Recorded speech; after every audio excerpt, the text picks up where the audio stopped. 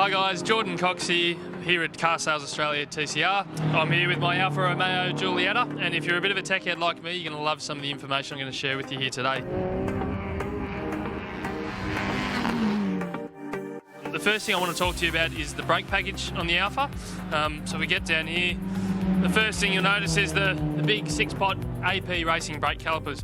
It's one of AP's leading brake caliper design. Simple yet very effective. The caliper's designed for rigidity and strength, so that as a driver I get a very strong firm brake pedal and modulation with that, which is extremely important as a driver.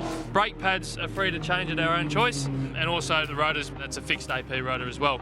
And moving on to the rear, quite a simple, very effective design though. All we got is a 2-pot AP caliper on the rear. Having only been front wheel drive, you've only got 35% of the weight on the rear, so we don't need the rear to be doing much braking at all. So we just run a little small caliper here. The whole pad and rotor combination will probably last a season, because basically you're just not using them at all. Okay, now moving on to inside the car, how the brake system works. The first things first, we got the Tilton 600 series pedal box system. It runs a twin master cylinder setup with a balance bar, and we can change the ratio of brake pressure front to rear on that balance bar, and that's that little knob we got here. Generally we do change that a little bit throughout the race, but our biggest tuning tool we have with the brake package is the little AP proportioning valve we've got down here. And it's not so much a proportioning valve as such, it's actually a brake pressure limiter. So if we got it all the way forward, we got maximum brake to the rear, okay? While not changing anything at the front. If we move it back, that's taking the overall maximum pressure away while not changing anything on the front. So this is very effective on certain corners where we want a bit of trail braking to help get the car to rotate, and also different fuel loads and tyre temps and things like that. Okay, so that's a main tuning tool. The other thing that we use is the big handbrake lever here. It's not for doing skids or anything like that. It's just basically for launching the car. So when I want to get going, what I'm going to do is hold the clutch on the bite point, but hold this lever so the car doesn't get going. And that reduces the getaway time from when you release the clutch and the car starts moving.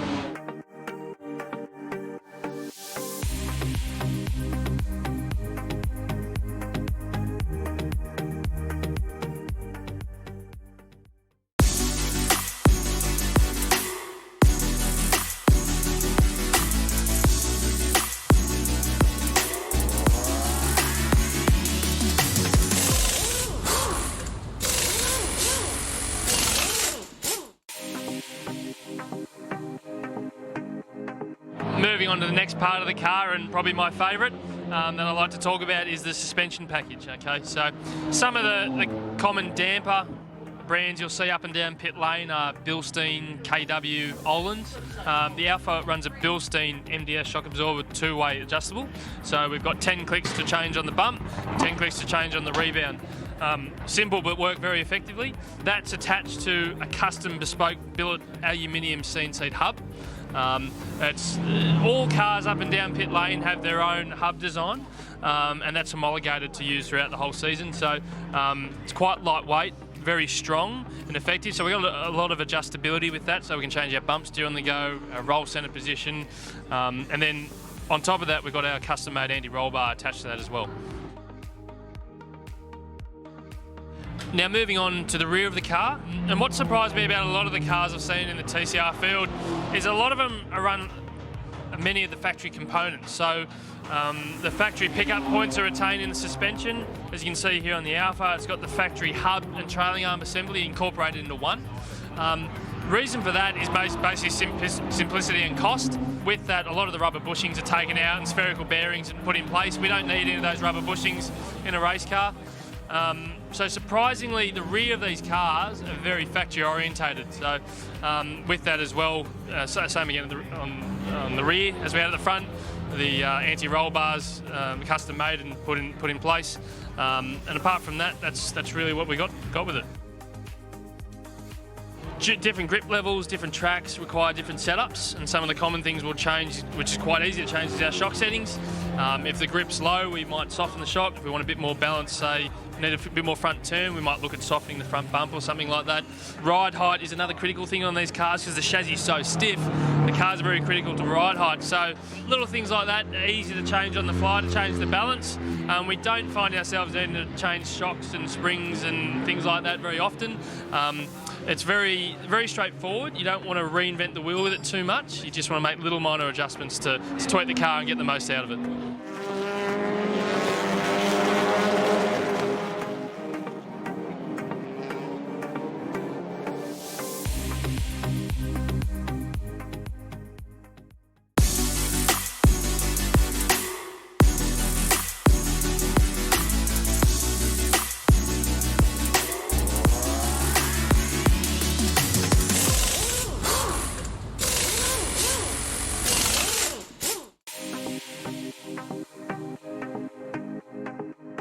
So next part on Talking Tech that I'd like to talk to you about on our Alfa Romeo Giulietta is the engine and gearbox setup. So under the hood here, if I just get that up, basically we've got a 1.8 litre Alfa engine. It's the factory engine that the car comes with, except blueprinted. Okay, so some of the internals are modified and balanced for longevity and durability. They don't produce huge amounts of power compared to factory, produce around 350 horsepower, but for race use they're quite responsive. We've got good power delivery, and that's very important in a race car. On the gearbox side of things, it's a 6-speed SADEV sequential gearbox. On the Alfa it's paddle shift operated.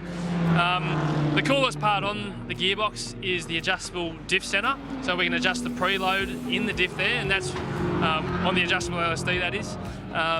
That's really important as a driver. It changes the characteristics a lot because a front-wheel drive, all the drives through the front wheels, the diff settings are extremely critical in the car, and what we find consistently is we're either taking preload out or adding preload in, how we want the car to handle as we ramp and throttle on, and how we want it to get off a corner. So it's very important, that. The engine and gearbox is mounted so that as it was intended from the factory road car. Surprisingly, a lot of the factory components are retained, like the intercooler, for instance. That's actually re-put in a different location for aero purposes, where it vents out through the bonnet here. Radiators, the radiator and intercooler assembly is V-mounted, so the radiator outlet goes to the bottom, intercooler out to the top. Even little things like the radiator overflow bottle, little random things like that are retained from the factory. Obviously, little things like hoses, intercooler clamps are replaced for longevity and durability in motorsport use. So even things like the turbo, that's a very relatively standard turbo. It is high float and slightly modified, but believe it or not, quite standard. Just got a big 3-inch stainless steel dump pipe hanging off it out the back for extra flow and power. But apart from that, relatively standard underneath the engine bay.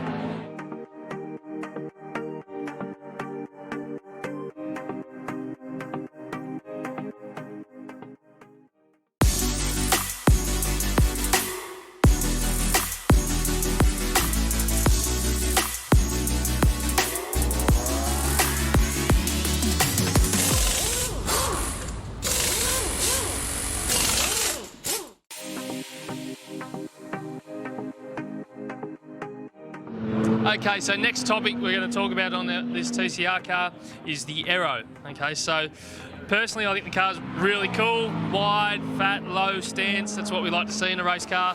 Some obvious features you'll see here is the front splitter. The front bumper bar has a moulding taken off it from the factory, and then obviously extended a bit further down, and the splitter then attached to that. We can actually change the angle of attack on that splitter. Not much, but enough to make downforce versus drag differences. The front splitter has a diffuser shape underneath it to generate some low pressure and downforce from that. And if we move to the side of the car, what you'll see is the big, wide, fat wheel arches that give these cars a real nice stance on the road. You'll see here that it's got the inner wheel arch here, and that's all aero related. And what you'll find here is that the guard opening is all for getting the airflow inside the guard out and reducing drag. That all affects how it all works with the side skirts underneath. It's not so much for downforce as such, it's more of a drag and stability thing. And once we get to the very rear of the car, we've got probably the most important part of it is the big dirty wing that we got hanging off the back of the rear hatch. So that's a custom design. The wings are very similar across all the cars in the field. How they're mounted is obviously different, and that's to suit each chassis and body shape. So we've got big custom mounts here. They're reinforced. Because the wings are so effective, they're very sensitive to change. So generally we try and run as least as possible for as much drag. In qualifying we might run a little bit more for a little bit more grip, but they're not too sensitive to following another car in front, so they're very predictable when following other cars, and that's why we get a lot of close racing in TCR.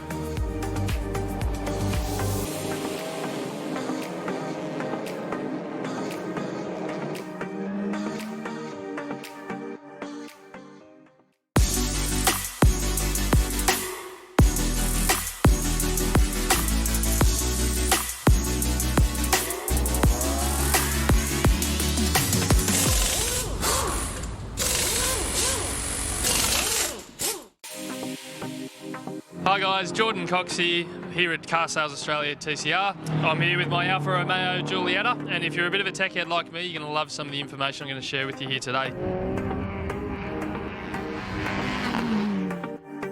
The first thing I want to talk to you about is the brake package on the Alfa. So we get down here. The first thing you'll notice is the big 6-pot AP racing brake calipers. It's one of AP's leading brake caliper design. Simple yet very effective. The caliper's designed for rigidity and strength, so that as a driver I get a very strong firm brake pedal and modulation with that, which is extremely important as a driver. Brake pads are free to change at our own choice, and also the rotors, that's a fixed AP rotor as well. And moving on to the rear, quite a simple, very effective design though. All we got is a 2-pot AP caliper on the rear. Having only been front wheel drive, you've only got 35% of the weight on the rear, so we don't need the rear to be doing much braking at all. So we just run a little small caliper here. The whole pad and rotor combination, you probably last a season, because basically you're just not using them at all.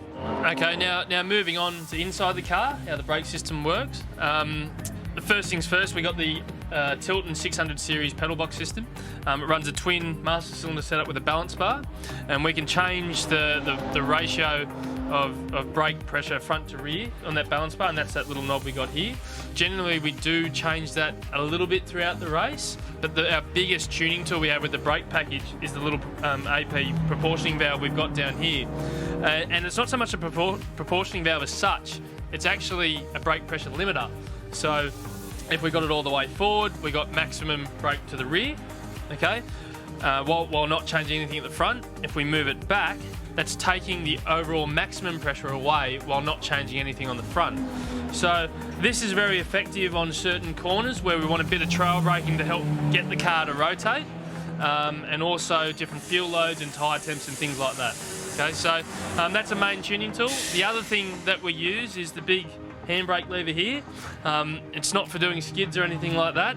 It's just basically for launching the car. So when I want to get going, what I'm going to do is hold the clutch on the bite point, but hold this lever so the car doesn't get going.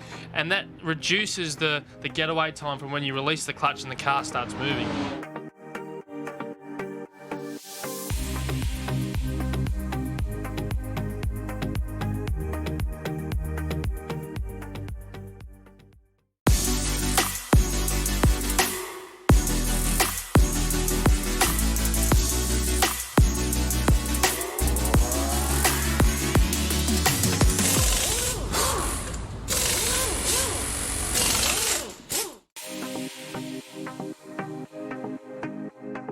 Moving on to the next part of the car, and probably my favourite that I like to talk about is the suspension package. Okay, so some of the common damper brands you'll see up and down pit lane are Bilstein, KW, Oland.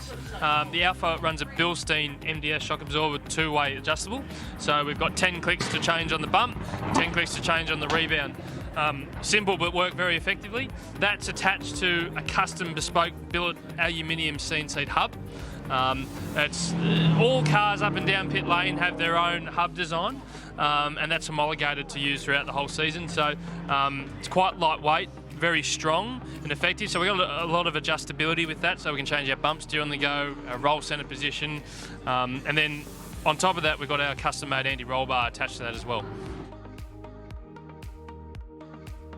Now moving on to the rear of the car, and what surprised me about a lot of the cars I've seen in the TCR field is a lot of them are run many of the factory components. So the factory pickup points are retained in the suspension. As you can see here on the Alpha, it's got the factory hub and trailing arm assembly incorporated into one. Reason for that is basically simplicity and cost. With that, a lot of the rubber bushings are taken out and spherical bearings are put in place. We don't need any of those rubber bushings in a race car. So surprisingly, the rear of these cars are very factory orientated. So with that as well, same again on the rear as we had at the front. The anti-roll bars custom made and put in place. And apart from that, that's really what we got with it. Different grip levels, different tracks require different setups, and some of the common things will change, which is quite easy to change, is our shock settings. If the grip's low, we might soften the shock. If we want a bit more balance, say, need a bit more front turn, we might look at softening the front bump or something like that.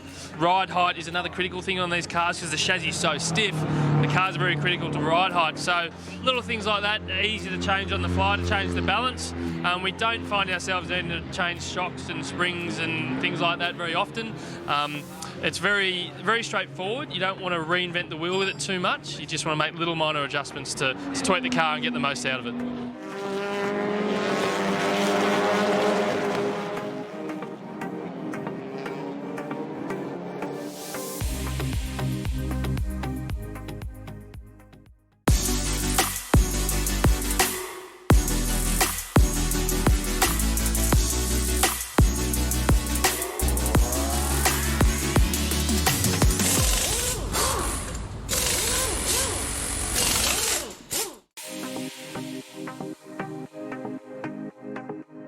So next part on Talking Tech that I'd like to talk to you about on our Alfa Romeo Giulietta is the engine and gearbox setup. So under the hood here, if I just get that up, basically we've got a 1.8 litre Alfa engine. It's the factory engine that the car comes with, except blueprinted. Okay, so some of the internals are modified and balanced for longevity and durability. They don't produce huge amounts of power compared to factory, produce around 350 horsepower, but for race use they're quite responsive. We've got good power delivery, and that's very important in a race car. On the gearbox side of things, it's a 6-speed SADEV sequential gearbox. On the Alpha it's paddle shift operated. The coolest part on the gearbox is the adjustable diff center, so we can adjust the preload in the diff there, and that's on the adjustable LSD, that is. That's really important as a driver. It changes the characteristics a lot. Because a front-wheel drive, all the drives through the front wheels, the diff settings are extremely critical in the car, and what we find consistently is we're either taking preload out or adding preload in, how we want the car to handle as we ramp and throttle on, and how we want it to get off a corner. So it's very important, that. The engine and gearbox is mounted so that as it was intended from the factory road car. Surprisingly, a lot of the factory components are retained, like the intercooler, for instance. That's actually re-put in a different location for aero purposes, where it vents out through the bonnet here. Radiators, the radiator and intercooler assembly is V-mounted, so the radiator outlet goes to the bottom, intercooler out to the top. Even little things like the radiator overflow bottle, little random things like that are retained from the factory. Obviously, little things like hoses, intercooler clamps are replaced for longevity and durability in motorsport use. So even things like the turbo, that's a very relatively standard turbo. It is high-flowed and slightly modified, but believe it or not, quite standard.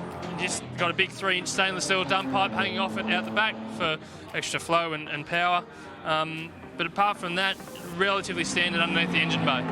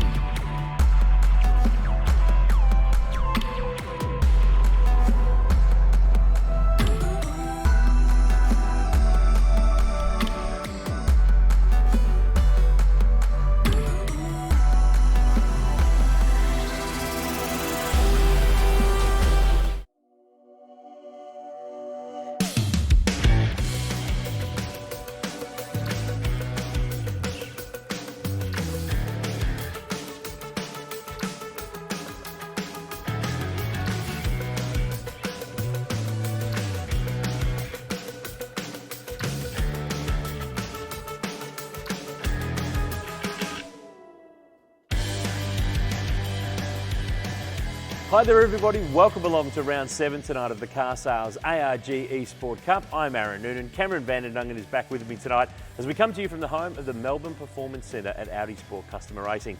Cam, back in the Audi touring car tonight, and we are going to a track that in real life, well, it doesn't exist anymore. It's actually a town in New South Wales, but Oran Park is back for one night only on virtual racing. You've got to love that. Oh, you've got to love Oran Park. Everyone that's out there watching at home, all the racers that are out there that are loving it, we still refer to new tracks that come along. Oh, it's got a bit of the Oran Parks about it. It's off camber, it's over bridges, it's under bridges. One of the best tracks we don't have anymore. Of course, it's been closed for the last 10 years, Oran Park, and it's now known as Oran Park Town, where there's houses and streets and schools and medical centres and shopping centres. Tonight it's about racetrack. 45 drivers are going to get behind the wheel of the Audi touring car. The front-wheel drive turbocharged Pocket Rocket's ready to go. Round 7, and we've got a 2-race format coming up for you tonight. But in terms of the way that the series has been unfolding, the point score is really close at the top. Harley Haber leads the way, but the margin's only 9 points over Jaden Ransley, the young New Zealander. And there's been a penalty since the last round. Haber's been pinged 10 points for contact in the first race last week with James Golding. So the margin's pretty tight at the front there. Nathan Hearn sits in 3rd spot. Very even spread. I reckon it's the top 5 is where our title contenders are sitting, but in the bottom half of the top 10 are some very, very competitive drivers. Love a bit of Jordan Cox, another Sydney boy that'll be out there as well. He'll be putting on a good show. Garth Tander, some big names that are in the order, and they'll just be hoping for some places. James Golding as well. He's probably too young to remember Oran Park, but I'm sure he'll find his way around there. Garth Tander, surely there has to be some sort of advantage for him. Well, he would have cut a few laps there over the years. He's cut a lot of laps there over the years. In fact, he won the last ever V8 supercar round there in 2008. I reckon Tim Brooks got the best advantage though. He lives at Oran Park these days, and I mean the town, not on the racetrack. Our star driver this evening is Josh Files, a young British driver who is the reigning TCR Europe champion. He's also been the TCR Middle East champion. Now, probably a whole pile of Australian and Kiwi race fans who've never heard of him before. I've got a funny feeling though, he knows these cars really well. They'll definitely know about him after tonight. Well, he'll be very good in that car, but whether he can keep it together around a very tight, twisty track that is Oran Park is going to be a huge challenge for the young Brit. We've got a bunch of drivers who are highly experienced at this very location. Garth Tander, Stephen Johnson, Jason Bargwanna, they've done their own groove around this circuit. Let's have a look at it. Round 7 tonight, Oran Park, 2.62 kilometres. It's the Grand Prix layout with 12 corners. Of course, there's the short version, there's the longer version. This means using the longer version, we bring the overpass and the bridge into play. Got a funny feeling there's some people who will be introduced to the bridge tonight, whether it's the base or whether it's the wall over the top. Spots to watch. Turn 1 was so fast at Oran Park, and then trying to pull it up down at Turn 2. The bridge, but the dogleg. That was, if it's true to life, you've got to basically shortcut that entire section of track if you're going to come out the other side. Plenty of dirt will be kicked up at Turn 1 tonight, particularly on the run to the first corner. Let's take a look at last week's action. Phillip Island, we had double trouble round where one race was in the Audi touring car, one race was in the Formula 3 car. It was Tanner and Golding on the front row of the grid. Garth leading the way in the early stages down at Honda Corner, but bit of a bump here from Harley Haber, the series leader with John Martin. Contact with Tander put the JMET racing car off the road at Siberia. Managed to get going. Michael Caruso was locked in battle with Tony D'Alberto. Caruso racing from here at MPC last week. He's back in the field for another crack, but have a look at this. Wham! Tony D'Alberto introduces himself to Caruso. Oh, and so easy to do it, Phillip Island, whether you're in virtual racing or standard racing. This was the battle for the lead, though, later in that race, Noons. Ash Sutton, former British Touring Car champ, he's been the star of the first race at Rounds. He struggled in the second race. He got home and took the victory over young Cody Bircher, one of our wildcard drivers. Then we swapped cars. We put them all in the Formula 3 open wheelers, and it was bad news from the start in the background. Braden Wilmington involved in that one. Cars going in every single direction, and everyone had to reprogram their brain. Harley Haber, series leader, off the road, had to mount a fight-back comeback. Nick Carroll and Ash Sutton got together. Sutton, his race to hoodoo continued, and, well, bits of Dallara went everywhere down in the grass there at Turn 1. John Martin made a mistake here, tagged the back of Dylan O'Keefe and put the young GRM driver off the road there on the Total replay. But up front, Cody Bircher, the young wildcard from Orange, absolutely decimated them in that final race to take the overall victory in the second race of last week's round. It was great stuff, but we go back to touring car mode tonight to Oran Park Raceway. Qualifying is underway. Before we join all the action, here's a message from our friends at Car Sales. This is how I'd sell a car. Proper marketing. Oh, shh. Put effort into your photos. Value your car appropriately. Like $500, I don't know, take it. I hate it. It's got beautiful signalers. You can put CDs in there. The right pedal goes all the way down. And it's got, it's a gear shift. And it's a stick shift. Sold.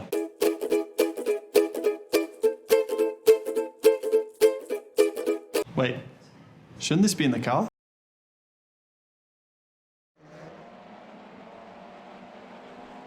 Astron Tech qualifying underway for this 7th round of ARG Esport Cup. We're taking a look, Cameron, here at the reigning TCR Australia Series champion, Will Brown, on board the number 1 HMO customer racing entry.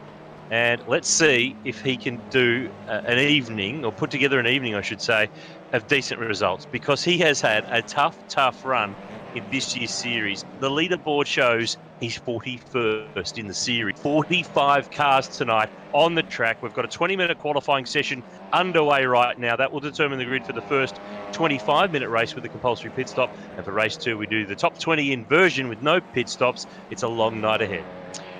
So many people tuning in will have memories, very fond memories, track noons, and it just is so realistic, isn't it? Every bump, they scanned this track just before it closed, and as realistic as you're going to get. For anyone that never got to race Oran Park, you can even see that the way these cars are dancing around. Good to see Tom Randall on screen as well. I doubt he ever had a chance to drive Oran Park back in the day, based on his age, but such a technical track. It was very, very hard to keep the car together. A lot of off-camber corners and the dog leg that everybody talks about. And you'll see a bit of carnage, I think. We mentioned it off the top, Noons, down at turn 2. We've been watching practice. Arguably the most amount of action has happened down there. No argument from me. It has been where the action's happened. Turn 2, we've seen plenty of cars off the road. The kink at turn 1 that leads into that heavy braking at turn 2. It's all about getting the lap time in this Astron Tech qualifying session. We jump on board with Thomas Rand on the ACT Fence Hire car. We're running the Audi Touring car tonight, so front-wheel drive, 2-litre turbocharged race car. Let's just say some of the drivers have got to get used to understeer here. It will not turn like a go-kart does through the go-kart circuit that a lot of these drivers began their motor racing career in. There are drivers like Bargwanna, Tander, Stephen Johnson, who've done so many laps here around the years. This is the great part of the track. Over the bridge, over the other side. The track, for a shortish track at 2.6 Ks, has got a lot of undulation. Have a look at the way that the camber rolls, the crown of the road, the way that it dips and dives. It is literally a roller coaster as we start this run up toward the dogleg here, completely blind at the turning point. You can't see the other side to know if someone's had a drama before you're in the drama. Then down the dip, hard under brakes. Don't let it get up into that wall, but watch how wide and how close they go. It really is, so tight. You can see when they scanned this track, they even replicated all the marks on the wall from the cars scraping the fence. It's cool stuff. I guarantee that's brought back a lot of memories for drivers watching on today. And again, it's just about getting the right track position here. You don't want to get sucked into the wrong position out on track. Exactly as you mentioned in here, this is the bit that brings you back onto the main straight. You've got to run that car all the way out to the wall just to get that run, because it's so long, this main straight, and a very fast turn 1. Garth Tander racing tonight here at Melbourne Performance Centre, where we're based for the broadcast. Of course, he won the last ever Supercars round at Oran Park in 2008 for the Holden Racing team, but he's in a very different car this time around, on board the JMEC number 75 car. Harley Haber's the fast man so far, 1 minute 9.89. Tander at the moment not showing on our timing screens, but still everybody finding some road. 45 cars on a 2.6 kilometre track. Track density officially squashy, because there's not much room out there. And especially once you come off that bridge, there's no room to get around. If you try to put a passing manoeuvre, it's going to ruin both of your laps. In fact, it'll put you both back into the pits. So you just got to find your spot out on track in qualifying, much like you do in real life. And you can see the undulations. Look on Garth Tander just moving around. Motion simulation. If you can afford one, or you can get down to use one, they are amazing bits of kit.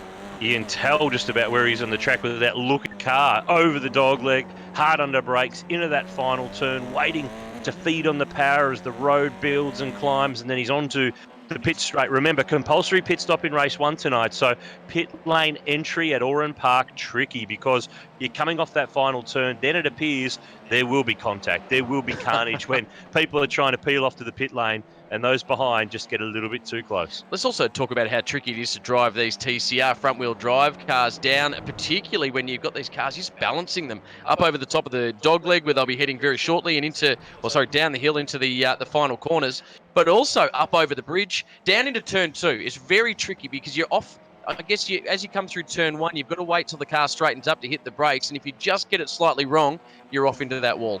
Chelsea Angelo in the Astron Tech number 2 car. Remember, this is Astron Tech qualifying for round 7 of the Car Sales ARG Esport Cup, and in practice earlier on this evening, as Angelo now goes into the top 10, she goes to 10th. She's bumped though by Tander just as that occurs. She was coming out of the pit lane. She was off the road to get away from a pack of cars that were coming down the pit straight, and they still crashed into her. So getting in and out of the pits will be really vital in the first race tonight. Haber's the fast man, 1 minute 9.81. Ash Sutton is second fastest, 1 minute 10.08. Then it's Brett Holdsworth. He's been fast all night. He was in the top 3 in practice earlier on. He's replicated the form in this session. Sutton now to a 10.086, but they still are over 0.2 of a second away from the fast man, Harley Haber, our series points leader in the Kumho tyre car. Tony D'Alberto there navigating a car off. I think it might have been Tim Reynolds off at the last corner there. Here's Tony D. He's got his gear finally. He's got all the sims set up. He's got the helmet. He's got the sponsor board. He's looking the part. He's certainly ramped it up a notch, hasn't he, in recent weeks, Tony D'Alberto? And again, just watching him out on track. Tony on the side of the car. Help us work it out. Now, you're running a book on who's going to be the first car into the bridge. Yeah, there's 45 to choose from. Yeah, I reckon someone's going to end up meeting that pylon by the end of the night. This was always a really tricky bit. It was probably an underrated part of the track. But just that setup as you try and get up over the top of the bridge, you can notice how much it just dives away on you on the exit of the corner. You're just really fighting the car. And then it dives away really quickly to the right, and it's off camber all the way through here. So you're fighting the car. It's tailing in a rear-wheel drive car. Imagine what it's like in a front-wheel drive car. Won't take much with contact at the rear of one of these cars through these corners if you're trying to hustle someone to unsettle them, as we watched D'Alberto climb the left-hander before they climb towards the dog leg. Up and over the hill, of course, Oran Park was open back in 1962. It closed its doors in 2010. 10 years on, it is Oran Park Town. You can't drive the racetrack, you can't sit in the grandstand, but you can visit Oran Park Town as we go on to, there's the pit entry at Oran Park. 8 minutes and 40 seconds to go. Haber's the man, but look who's jumped to second. Garth Tander's in the game. 1 minute 9.97, 0.16 now away from our series points leader. And here is Tander on board car 75. It's been a busy man in sim racing world this week. Of course, the Red Bull Holden racing team endurance driver teaming up with Shane Van Gisbergen for the second year. They had a great run last year with a win on the Gold Coast. They were on the podium at Bathurst. They were so unlucky not to win the Sandown 500 when they were in a dominant position. But with 8 minutes to go, it's Haber, Tander, Sutton, Holdsworth, Nick Carroll, Dylan O'Keefe, Jordan Cox, Thomas Randall, Lachlan Manif, who's a wild card again this week. He was with us last week. Oh, Tander brushes the wall on the exit of the last turn, and he's going to bring this car now into the pit lane and jump out of the way and reset. Just to check in on our TCR star, Josh Files. He's up into 14th at the moment, just in front of Chelsea Angelo, who's carrying one of our cameras, back in 15th. But there's Michael Caruso on screen. Great to see him back for another week as part of our E-Series. He was our star driver last week. He's back in the field of 45 tonight as Jordan Cox now jumps up to third spot in the number 6 GRM entry. But Robbo's racing at Melbourne Performance Centre tonight. He's, about 4 metres away from Garth Tander. But they are back-to-back. They can't see one another. They're fully focused on their screens. Hey, this is a guy, Jordan Cox. We've talked about him this year. Car 6 sits P6 in the series points coming into tonight. And if the top few guys, Sutton and O'Keefe and Hearn, they have a shocker, he's in the game to work his way into the top 5 in the series. So he's third at the moment. Looks like he's on a decent lap here. Is Jordan Cox. Exit the final turn. Heads off down the main straight. And we'll see with picture partners on board, as he did much of last season as well. He continues on, Jordan Cox, and that lap was a 1:10.026, so only slightly away from his fastest time. Burson Auto Parts 117. Jason Bargwana is behind the wheel. There is Bargs. He's kicked the young bloke Ben out because he said, mate, Oran Park, been there, done it, got my licence in a Formula V, raced a V8 supercar, grew up, of course, in New South Wales, so plenty of laps for Bargs around this place. I spoke to him during the week, has been mega busy with work and business, so he has not had the sort of hours on the sim that so many others are. This bloke's a competitive sort of a fella. I reckon he'll be, if he can get in the top half of the field, he'll be doing really, really well. But he's hustling and muscling and working this thing around. Of course, so many laps over the years of this place, as I mentioned. He did have a giggle because he shared a video during the week of some of the photos of him racing at Oran Park over the years. Suzuki Swift production car, probably about as close to anything that he's ever raced to the touring car that he's in tonight in the C-Series Cup. Look at the face, though. How serious is he out there mega. at the moment? Yeah, heaps. Totally, heaps. So At the moment, he's 25th. I was about to mention Ben Barguan has just been lurking around in the background. If Jason just disappears out for a light refreshment, I think Ben will be straight in, slotting into that seat. Let's see if Bugs can improve here. Just under 5.5 minutes to go in Astron Tech qualifying and the 2000 Bathurst champ. There's Benny in the background. The double thumbs up. It made Jason look away. He didn't go any faster. 26th. He's lost a spot. So looking at that order at the moment, no one going near the time of a 109.8 of Harley Haber. Garth Tander second, Jordan Cox, Ash Sutton and Brett the Jet Holdsworth. They're in 5th place with 5 minutes remaining. Having a look here at the very serious George Mediki, car number 5, did plenty of laps here in driver training land back in the day. I've got a funny feeling he might have just snuck into the V8 Utes before Oran Park closed down. Remember that it was the final round of the V8 Supercars in 2008 for the final time with V8s before, of course, they headed to Sydney Olympic Park. But look at the focus. The big fella's working hard tonight. The Trans Am star of 2020. He has got the serious, look at the serious face. He is totally absorbed into getting a lap time from this car. He's 18th at the moment. He's only 0.67 of a second away from pole position. And as I say that, he's been bumped another spot. But he will rack up another lap here on the Oran Park circuit. Just over 4 minutes to go in Astron Tech qualifying. And George Mediki's trying to find some time, but he's back in 19th at the moment. He finds time, but he doesn't move forward. So many drivers would have been through the Ian Luff motivation drive school experience down there at Oran Park. It moved to Sydney Motorsport Park after that, but well and truly was the home of it at Oran Park back in the day. Look at the traffic here. It's so hard to find some clear road to play with. Here's Tander, 109.97. He's 0.16 away from the pole position of Harley Haber. We saw Garth qualify front row alongside James Golding in the last round last week at Phillip Island in the Audi touring car. Of course, he's got plenty of experience in these cars in the Car Sales TCR Australia Series. He's trying to find 0.16 to get himself on the other side of the front row of the grid. Let's see what the big fella can do. Cox is next from Sutton and Holdsworth.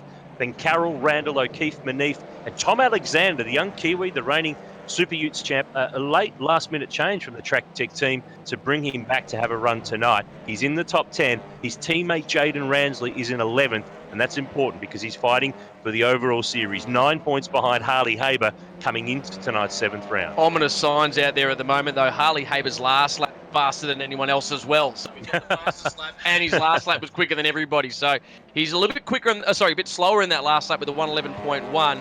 But Tander wasn't able to set a time with 2 and a bit minutes to run in qualifying, with just under 3 minutes to run. Harley Haber looks like he has it well and truly under control.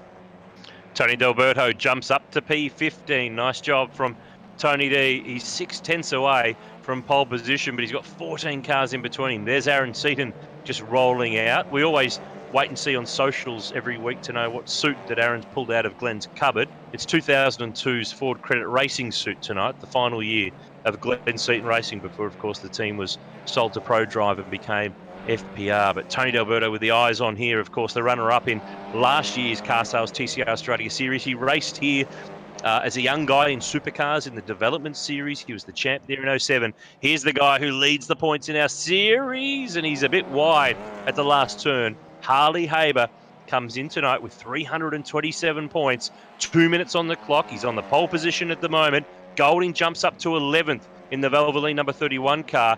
But Haber has just been the guy, whether it's the Audi touring car, the Formula 3 car, reverse grid races.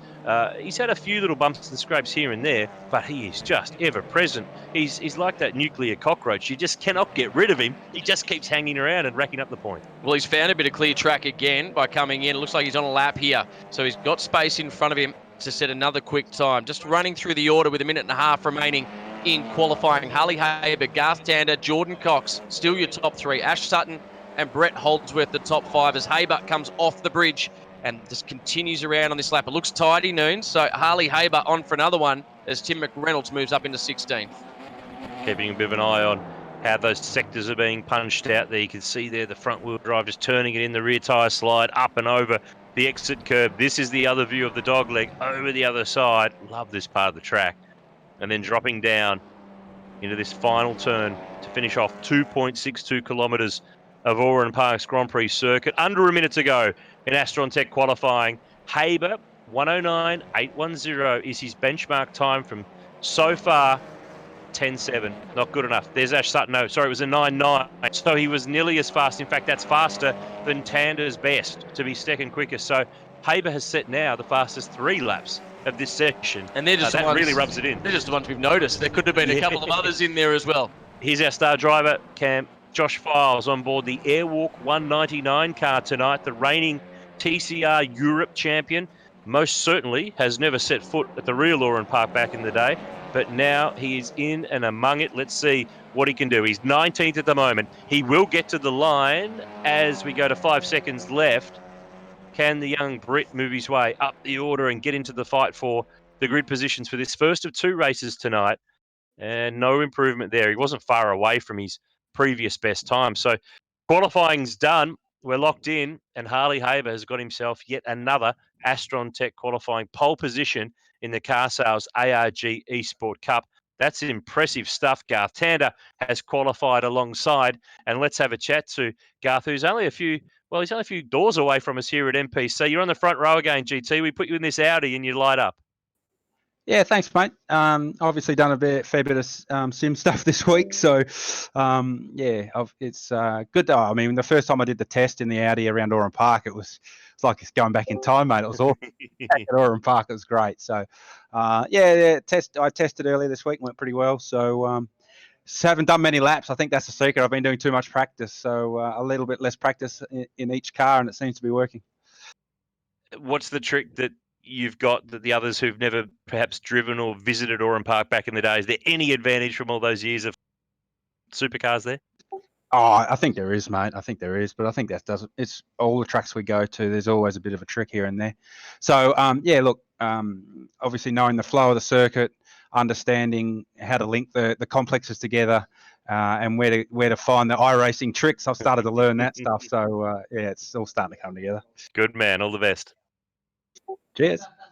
There he is. Garth Tander's qualified P2 for tonight's 7th round of the Car Sales ARG Esport Cup. He'll be on the front row, Cameron, alongside Harley Haber. 45 cars set to do battle in the first of 2 races tonight on the Oran Park circuit, the 2.62 kilometre Grand Prix layout. It has been closed for 10 years. Tonight, we crack it open virtually and get going again at Oran Park. We're ready to go. 25 minutes on the clock. Compulsory pit stop will be having to be taken by every car in this race. Look at them stacked and racked around the corner, underway from the staggered grid, and it's a great start from our pole man. Harley Haber picks up the lead. Jordan Cox is off and rolling quickly, and Ash Sutton will push Garth Tander back to 4th place. Now, turn 1's one thing, turn 2's another. They surely cannot all get through, though they won't. Jordan Cox sideways. Haber's nearly off the road, and it's the GRM driver who manages to pick it all back up. Oh, there's got to be chaos somewhere in among all that, surely. Well, Harley Haber, he was able to just hold on into turn 2, wasn't he? It looked like Jordan Cox was going to take out his race as well. And we continue on now up over the bridge for the first time in race number 1. Harley Haber being chased down by Garth Tander. Brett Holdsworth in 3rd.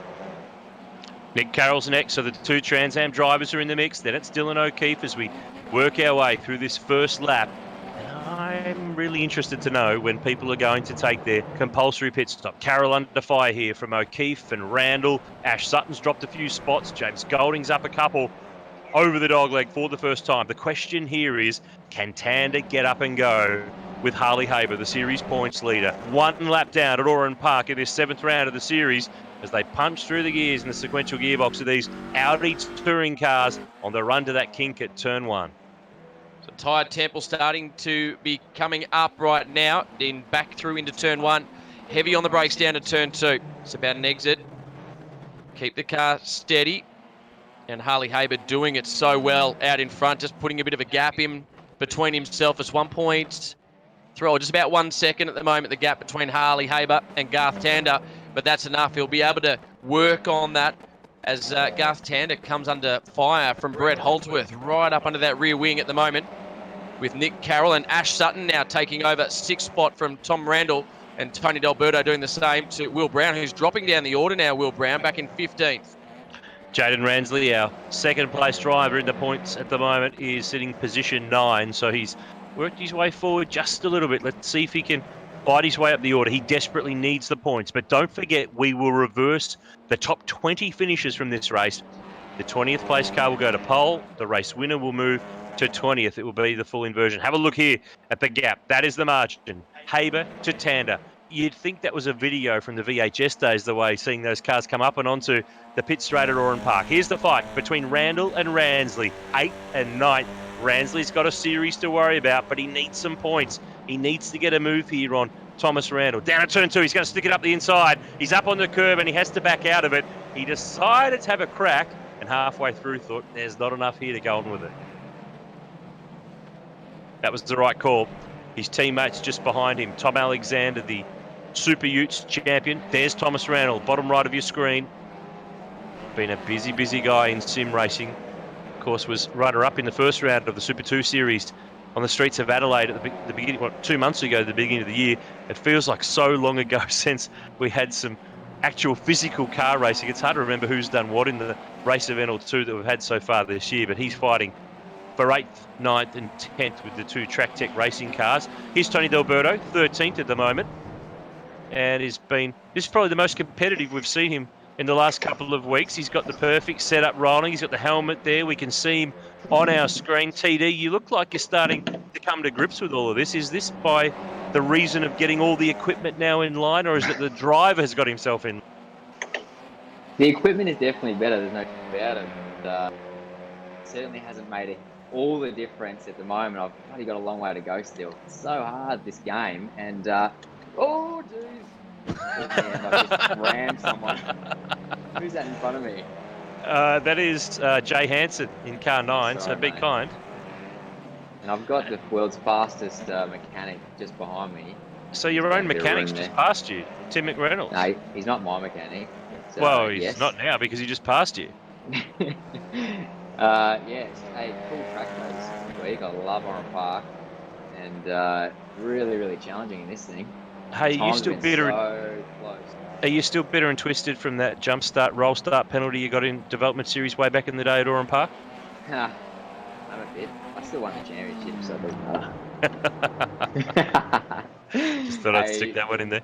Yeah, thanks for that so much. I've only ever driven the supercar around here, so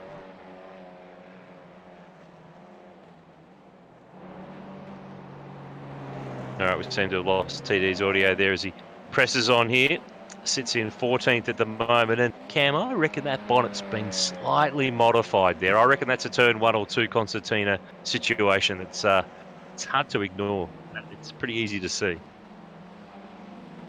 Total replay, let's have a look here. George Mediki here, car 5.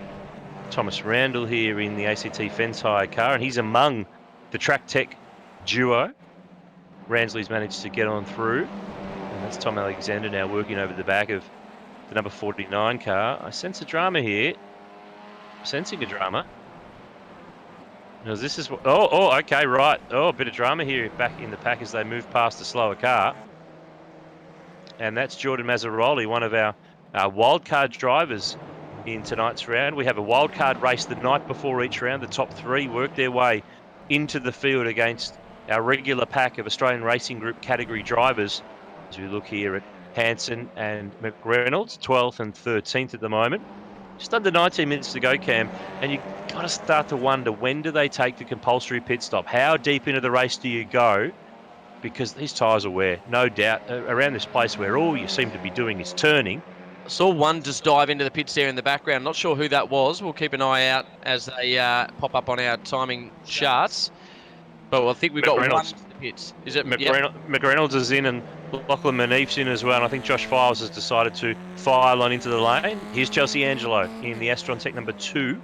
sits in 14th. That's Tony D'Alberto just up in front. Of course, both of these two raced last year in the inaugural season of the Car Sales TCR Australia Series.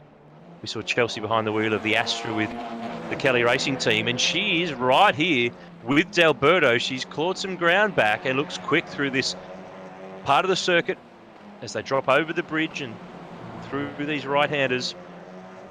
Definitely finding some time. Tell you what though, it looks dark wherever she's racing. It's unbelievably bright off that screen. But she's lighting up at the moment because she's starting to put some pressure on Tony D'Alberto over the dog leg. Love that part of the track. And I just love with this Car Sales ARG Sport Cup. Look at the fans in the background. They have not moved all night long. She's going to tuck in behind Tony D'Alberto. She's certainly been hunting and getting ever closer to Tony D'Alberto. Down the main straight, heading for turn 1. She's having a little bit of a look to the inside. She'll set him up at turn 2. No way. Not from there. Not unless she reverses into turn 2. Well, let's have a look at it. Here's a run. Here's a run. D'Alberto is going to have to watch out here because Angelo now down the inside at turn 3. Oh, she's got him. Not quite. Tony gets some drive off that turn as they run around the go-kart section of the circuit. She's not going to be able to stay in there. But this is where she was strong. This is where she found the time. Last lap around to Tony D'Alberto as they climb over the bridge again. Haber leads by 4.8 seconds. He has driven away from Tander. He's got Holdsworth with him. Then Carroll, Cox and Sutton. That's a battle pack. Here they are over the top of the dog leg. Who blinks first and takes their compulsory pit stop? Ash Sutton keeping the pressure here on Jordan Cox. But Haber is the man. He's got the lead again. He's been able to build a margin and really work his way clear. So Jordan Cox just holds on to 5th place from Ash Sutton down into turn 1. Very taily. Sutton looks to the inside into turn 2, covered off by Jordan Cox. Who was that just went out to the side? That was Jaden Ransley, I believe. Nick Carroll has just run off at turn 1 on the exit as he made his way towards turn 2. And if we go back now with Jordan Cox still under fire. He's up into 4th place at the moment with Ash Sutton right behind him. And that's Carroll trying to pick it up again and get the momentum going, but Ransley's right on stake from the Trans Am youngster. Nick Carroll's dropped back in the pack. He was fighting with 4th and 5th place, but he's dropped a few spots now to Cox and Sutton, who we're looking at here. Remember, it's a 25-minute timed race. We have, 15 and a half minutes to go with the compulsory pit stop to come. None of our leaders have decided to take that stop just yet. And Haber's fastest lap time of a 109.80. Last time around, a 109.81. It is so close for the pace that he's generating as Carroll now fights with Ransley, Randall, Alexander, John Martin at the back of shot as Carroll now peels off to pit lane. And that's also the Panther fuel car of Ash Sutton that has also decided to make a stop. 50 kilometres per hour speed limit down the lane. No sneaking, no tricky stuff here tonight. Well, the first of our those that have pitted prior to this was James Golding down in 21st at the moment. He's 42 seconds off the pace as Jay Hansen, Chelsea Angelo and Steve Johnson just move up into 9th, 10th and 11th on our timing charts. Dylan O'Keefe into the pit lane as well. So those drivers will be out and up and running very shortly. So Ash Sutton was one of the ones that pitted. You mentioned Nick Carroll, Dylan O'Keefe, and we'll see whether James Golding is able to leapt over the top of any of them as a result of an earlier pit stop. Looking here at Thomas Randall, of course, who raced in S5000 last year. It will be the Gold Star category this year. The Big Banger V8 open wheelers over the top of the dog leg. Hey, let's have a chat to James Golding, who, early pit stop strategy, Beebs. Is this going to work? Yeah, I'm hoping so. I was just trying to get a bit of clear track and actually come out in a pretty clear spot, so hopefully it works out all right. It's got a bit hard to tell now. I'm just trying to keep the thing nice and straight and look after the tyres. So, Beebs, you're just behind Ash Sutton, who's just stopped as well. He was running up in the top 4 or 5, so it looks like it has paid off for you early on. Oh, that's good to hear. I'll just probably try and focus on trying to get onto the back of him. We'll see where the others pop out. Now, Beebs, you're a bit young to have raced back at Oran Park in the day. What do you think of this track, mate? A lot of people that have been watching on have very fond memories of this circuit. Yeah, I actually like this one. It's pretty technical and bumpy and that sort of thing, so it's definitely a big challenge for us drivers and, not being able to race on it. Actually, I did race once, but it was in a go-kart on a little go-kart track, which was just before you go up the hill, or you get to go over the bridge, but it's a smaller track, not the full circuit, and that was good fun as it was. I wouldn't recommend that you try that track tonight. Stick to the Grand Prix track, eh? I'll see how I go. Can't guarantee it. All right, we'll get out of your ear. Good luck. See you, mate. There he is, James Golding on board the Valvoline GRM number 31 car. Haber leads the way. Tander in second spot. Total replay here of Jason Bargwanna. Is he heading to the pit lane? No, he's not. Brett Holdsworth here in the TPS Group car, who's been running a solid third and has been mega impressive all night in this 7th round of the series. Oh, bumps the fence and hits the pit lane entry. Oh, Big drama. Brett the Jet. So one mistake was exacerbated by bouncing back off the wall and getting collected. So that takes him way out of the running now. That's a real shame. Just checking in before the battle of Ash Sutton and Jordan Cox, as we've got Tim Brook into the lane at the moment. The earlier pit stop really paying off. Tom Randall in the pits now as well, so he's pitted. But Jordan Cox, who was just in front of Ash Sutton pitted a lap earlier. He now leads Jordan Cox. So it's not a bad little strategy to have come in earlier. We've seen Jimmy Golding benefit from it, and now Ash Sutton as well.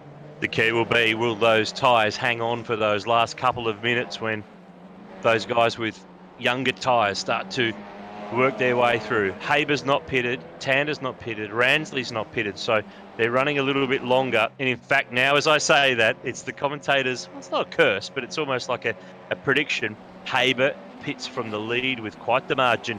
Tander now is staying out. He becomes our race leader as we look at Jordan Cox here fighting with Ash Sutton. 11 and a half minutes to go in this race, Cam, so we've gone past the halfway mark with still a range of drivers yet to make their stop. I think it's about 8 drivers now yet to pit. I'd be interested to know if Harley Haber's running virtual spotter out there as well, looking for a hole to drop him into as he does his pit stop. He comes out of pit exit, clear road in front. Oh, that's tight. No. I reckon is that Tom Alexander, who he's done the over and under on to get back in front. Now he's gone cold tyres. It's going to be a question here of getting himself up to pace, getting himself sorted out. In fact, that's Rowan Shepherd, the Track Tech driver, who is one of the wild cards here tonight. He spotted it perfectly, Harley Haber. He's got a good bit of track in front of him. They've done a great job, and it nearly came unstuck with that move onto him, but I think he's going to hold out here.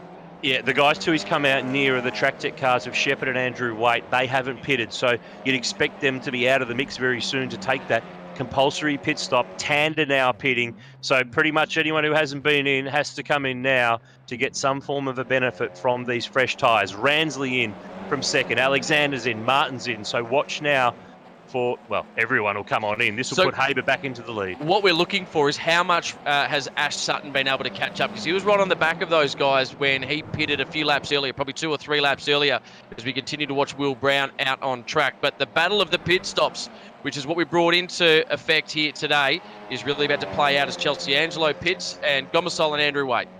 So the question now is the rejoin. You can see there, that was Tander just leaving the lane as comes on down. Have a look at this. This is tight. Got him. And he's not the only one. There's a bit of traffic to get 10 where Tander has some contact. Jordan Cox gets into the side in the GRM car. There's Golding. He's in the mix. That early stop has vaulted him up the order. And now it's still the chase for Haber. He's still in the box seat here. Lap car moving out of the way and letting our front runners get on with things here. So Golding's strategy of pitting earlier has really, really worked out. Hey, let's have a chat to Dylan O'Keefe, the GRM 33 driver, runs in 11th spot. How are you travelling, mate? Not too bad. Just put a move on John Martin then, so I don't know where I'm sitting. I mean, I had a brain fade earlier, actually. I just put it in the fence for some reason. I was daydreaming, so anyway, time to keep it back on the track now. You're P10, I can tell you, with just over 9 minutes of racing to go, but there's a margin. Tom Alexander, somewhere to the tune of about 3.5 seconds. I feel like your race engineer giving you all the stuff here. Push, mate, push. That's all right. Thanks, mate. Might have to get you on the cans one time this year then. When you say that to Aaron Noonan, he thinks of getting on the cans in a very different light. So he's a journalist by trade. Sunday night we can do that. Yeah, hey, get on there and keep on racing. You've got a margin to find. You've got 8.5 minutes clock to do something about it. All right, cheers, guys. There he is, Dylan O'Keefe, young gun of Australian motorsport with GRM this year in the TCR series, driving the Renault Megane, but he's been damn impressive in Super 2 and in Carrera Cup. This is Randall and Shepherd. Randall and Alexander, I should say. This is 7th and 8th. So the field has now fully completed its compulsory pit stop for this race.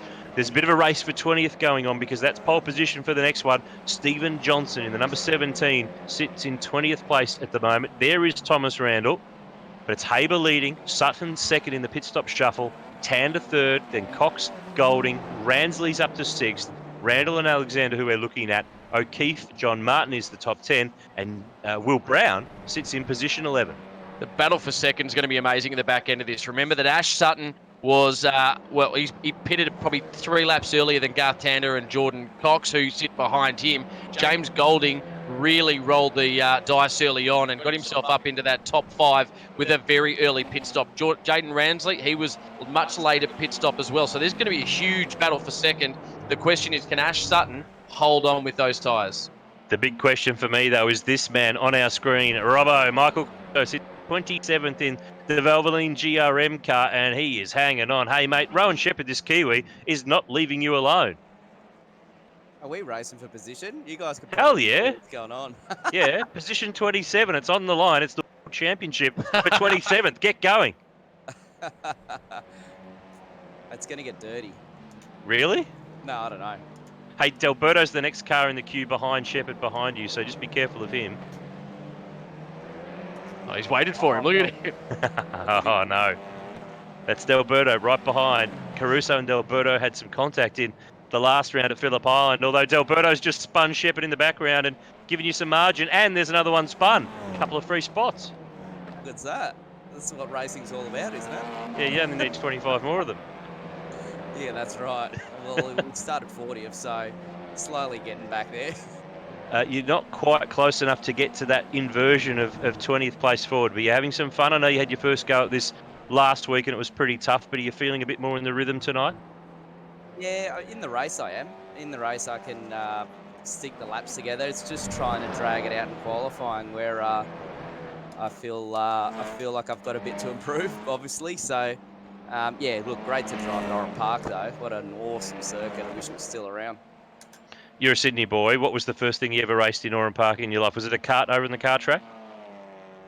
Yes, I raced a kart, and the first car I drove was a 1980 Toyota Corolla to get my actual racing license, so that was good. 40 years old. It's older than you. I'm not that old, am I? No. I'm talking about the car. Hey, we'll get out of your ear. Keep pressing on and moving forward. Thanks.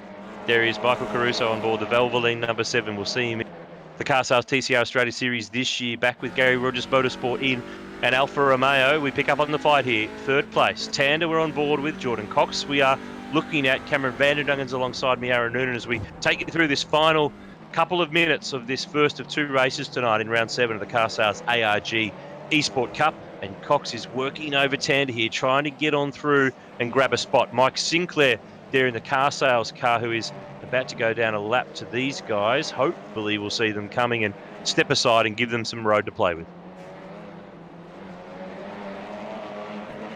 So Harley Haber, 8.3 seconds up the road. Less than 5 minutes remaining in this race. Ash Sutton, Garth Tander, Jordan Cox. And Jordo looking very likely to just get well and truly up onto the rear bumper of Garth Tander. Sinclair did a good job there. The Car Sales car moved right off the road to the point where he was on the grass, and that also allowed Golding to get on through. So good job there from Mike Sinclair to get out of the way as they fight for this position. Haber's home just about 8.3 seconds to Sutton. The margin back here to Tander and Cox. This is the fight for 3rd place. Golding behind in 5th. Ransley, Randall, Alexander, O'Keefe and Martin. That's the top 10 with just over 4 minutes on the clock. Lap times of a minute 9, minute 10, there or thereabouts. Not long to go in this one. I'm just trying to work out where Jordo's going to have a move as Garth Tander picks up the rear tyre there. So Jordo has a look to the inside, not able to get it done through here. The next spot he'll probably have a shot will, I guess, as you come up over the dogleg as he makes his way back around on the main straight. I can't see another opportunity just yet. But he won't give up. Jordan Cox right on the rear of Garth Tander. The battle for 3rd place. The final spot on the podium in race number 1. 3 minutes, 38 seconds remaining in this race. Harley Haber, Ash Sutton, Garth Tander and Jordan Cox. We ride on board with James Golding who's done a great job with the early pit stop to put himself into the top 5, and he's just waiting to pounce if there's a bit of action between the two in front. And just an update for you in our reverse top 20 sweep. Stephen Johnson is still hanging on to 20th position, which is pole position for the second race. Take you back to the days of the Fuddruckers Falcon when he made his V8 touring car debut at this track at Oran Park, 1994. He's been around a while, Stevie J, but he's leading that fight for 20th. He's got 2 seconds over Declan Fraser, Josh Files, then Jason Bargwanna, Andrew Wade and Michael Caruso. They're all in a battle pack fighting for that position to get themselves pole. On board with James Golding. He'll be behind the wheel of the S5000 for GRM and Team Valvoline this year. Of course, he's done supercar racing in recent years as an endurance driver and in Super 2, and then he got his way up into the main game with GRM. Big fight here, Randall, with some pressure here from Ben McMillan, and I'd say he's had an incident here, Randall, because he's dropped his way back in the order, and that's now brought Will Brown into the top 10 in 10th spot. Total replay, Cameron will tell us some more here. He's very shallow on the run into turn 1, and then he's lost the rear at turn 2, and he ain't getting it back from there. That's a very standard Oran Park moment there. Just trying to carry. I've seen lots of video like that before. Just carried too much speed through turn 1, and that really compromised turn 2. So less than 2 minutes remaining in this race. Well, just on 2 minutes remaining in this race, and we go back to that battle between Garth Tander and Jordan Cox. The battle over third place. James Golding still hanging in there behind them, but we're right on board now with Jordan Cox, another one of our New South Welshmen here chasing Garth Tander, originally out of WA. Spent a great deal of his life over on the East Coast. And basically a Victorian these days is Garth Tander. Pretty much. I mean, he's lived here for 22 years now. It's about half of his life, so we can claim him here in the cold state of Victoria. There he is. You can see a shot there of Garth Tander in that motion simulator. Look at it, buck and bronc and duck and dive as he works his way off the bridge at Oran Park. Closing stages of the first race of 2 tonight. Minute 10 on the clock, and Tander's hanging on. Cox has kept the pressure on. He has really been pushing him all the way. Haber's got this one under control. 8.2 seconds now, the margin back to second placed Ash Sutton over the dogleg. And Tander's just been able to break the back of this charge from Cox, who closes up, but it's all about shaping off the corner for the exit onto the run down this pit straight at Oran Park as one peels off in the pit lane in the background. Little update to Brett Holdsworth with that drama early on in the race. It's in position 29. His Trans Am counterpart, Nick Carroll, who also started so strongly, is back in 28th as we set off now on the final lap of this first of 2 races. Jordan Cox throwing everything at Garth Tander, just not able to get any closer. Harley Haber and Ash Sutton, well, they're well and truly up the road, doing it comfortably. So it's all over the final spot on the podium. Jordan Cox having another look again, but Garth Tander just focusing on exit speed. Jordan Cox rushes up on him into the corners, and Garth Tander doing enough off them just to keep him at bay. Cox is 6th in the points coming into this race, Cam. Tander is 7th. This guy is position 1 in series and in race. The Kumho tyre, number 21, Harley Haber, the form man of the Car Sales ARG Esport Cup, is going to get the business done in race 1, round 7 of the series at Oran Park. Crosses the line with a handy margin, 8.7 seconds back to Ash Sutton, the Panther Fuel. 116 is home in second. Fight for third will be resolved in favour of Garth Tander, with Jordan Cox putting up a great fight for the last 4 or 5 laps. He comes home in position 4. And we're hearing Golding, who's running really slowly here. He got to 5th at the end, but he's out of juice. Oh, that's cutting it fine. So the rest of the results there, Jaden Ransley in 6th, Tom Alexander 7th, Dylan O'Keefe made his way up into 8th, John Martin 9th, and Will Brown, he worked his way all the way to the top 10. That all-important 20th spot, though, just taken by our star driver, Josh Files, on the line. So he'll start on pole position for race 2. Let's have a chat to our race winner, Harley Haber. We are making a habit of this, my friend. You and I having our regular Thursday night catch-ups. Well done again. Another win and another handy margin, 8.7 seconds. Thanks, Moons. Yeah, mate, couldn't be more happy with that. Obviously, pole on the race wins about as ideal as they get, mate. So, yeah, happy days. Hey, tell me, you've been the dominant force in this series no matter which car you've been in. How many hours a week are you putting in on the sim to be able to keep punching these results out? Yeah, mate, look, we're definitely putting in the effort, no doubt about it. And obviously, yeah, it's reward, I guess, effort equals results. And obviously, that's showing with every car that we go to. So we've got a testing program that we run through. And yeah, obviously, we're just doing the best we can. And that's why we're on top. Hours. I want to know hours. How many hours a week are you punching in? I'll be completely honest with you, Noons. We've done 43 laps here at Oran Park. That's a worry for the rest of them. Hey, well done. Congratulations. Have a 20th place grid position start for race 2. Thanks, guys. Take it easy.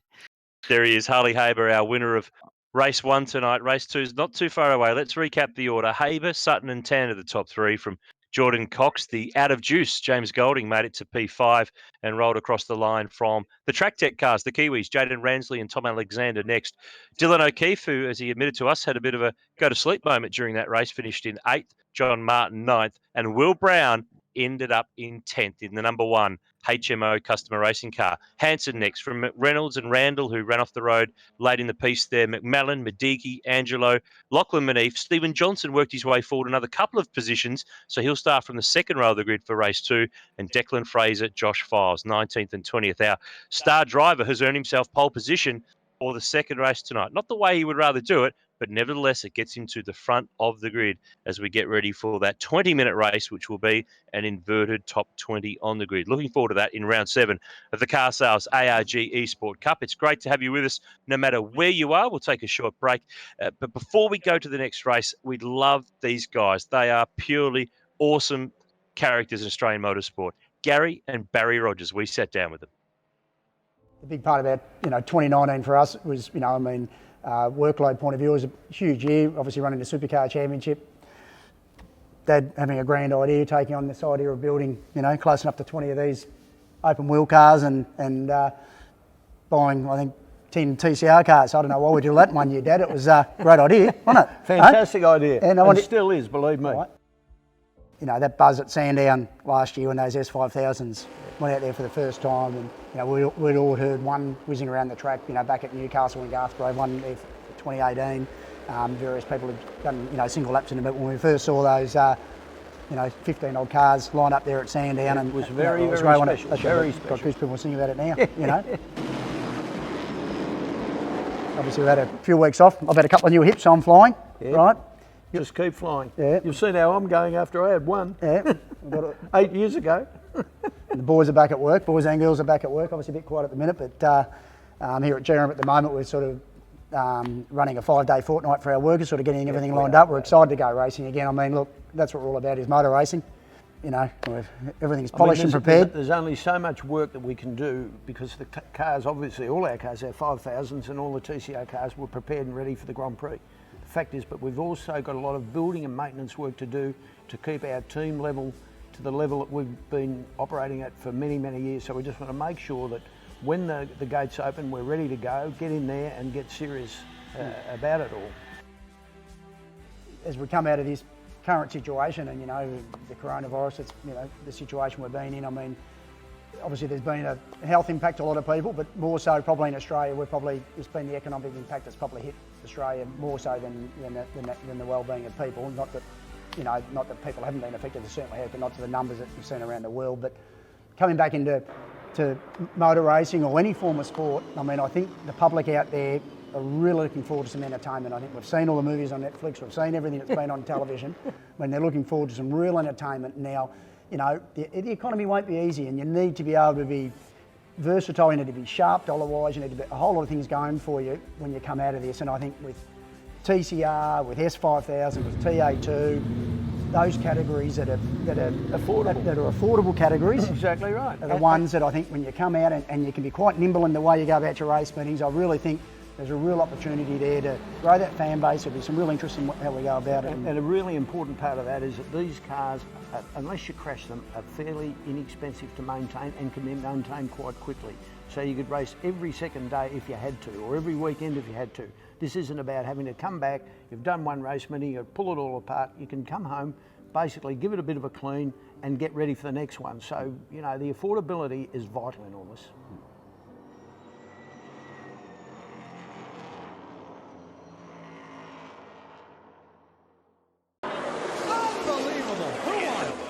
Oh, hello there.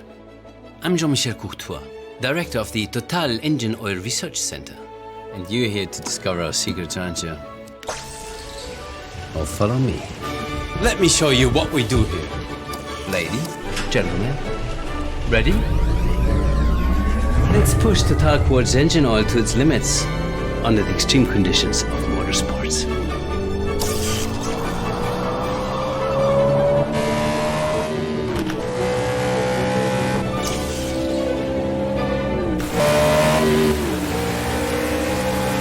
Amazing performance.